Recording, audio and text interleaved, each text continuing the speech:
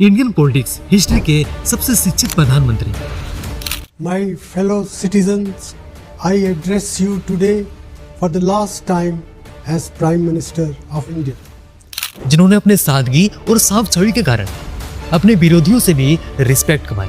वित्त मंत्री के तौर पर भारत को सबसे बड़े आर्थिक संकट से बचाने वाले 2 बार प्रधानमंत्री रहे, जिनकी तारीफ उनके सबसे बड़े प्रतिद्वंदी प्रधानमंत्री मोदी जी भी कई बार कर चुके। दोस्त, हम बात कर रहे हैं एक इंडियन पॉलिटिशियन और भारत के पूर्व प्रधानमंत्री डॉक्टर मनमोहन सिंह के बारे में। सन 1990 से 1991 में जब हमारा भारत देश गहरे आर्थिक संकट से जूझ रहा था, भारत के पास मात्र $1 अरब से भी कम विदेशी भंडार बचा हुआ था और इस भंडार से करीब 15 से 20 दिन का खर्चा को ही पूरा किया जा सकता था। उस समय तत्कालीन प्रधानमंत्री पीवी नरसिम्हा राव जी को भी कुछ समझ नहीं आ रहा था। हमारी अर्थव्यवस्था को जो कि बीमार पड़ गई है, स्वस्थ बनाने के लिए कुछ साहसी उपायों का वचन मैंने दिया था। तब उन्होंने वित्त मंत्रालय की बागडोर डॉक्टर मनमोहन सिंह के हाथों में सौंप दिया ताकि वह खुले रूप से अपने डिसीजन ले सके और भारत को इस आर्थिक संकट से बचा सके। डॉक्टर मनमोहन सिंह ने 24 जुलाई 1991 को अपना पहला बजट पेश किया।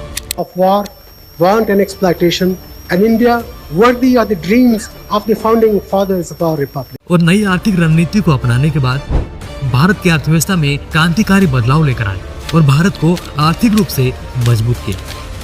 26 सितंबर 1932 को ब्रिटिश भारत गांव नाम के एक गांव में उनका जन्म हुआ था, जो अभी के समय में पाकिस्तान में। डॉक्टर मनमोहन सिंह ने अपने करियर की शुरुआत अर्थशास्त्री और शिक्षक के रूप में किया था और उसके बाद उन्होंने United national conference on trade and development और वर्ल्ड बैंक में अपनी प्रतिभा से अंतर्राष्ट्रीय पहचान बनाई।